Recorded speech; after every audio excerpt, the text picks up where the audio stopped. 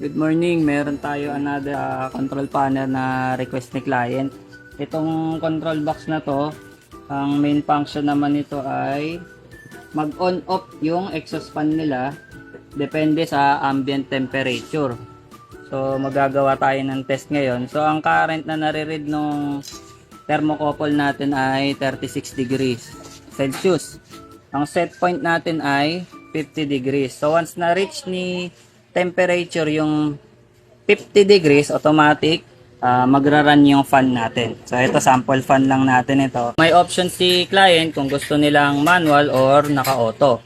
So manual, automatic lang pag naka-manual tayo, automatic lang iikot yung fan natin. Ayan.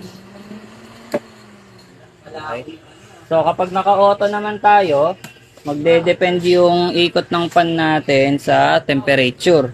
So, hintayin muna natin uminto to.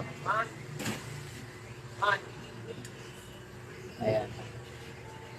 So, ayan. Iinitan natin tong thermocouple natin. So, ayan. Makikita natin naangat yung temperature. Okay, baba masapan. Yun. Automatic na nag-run yung fan natin. So, kapag lumamig uli, yung ambient,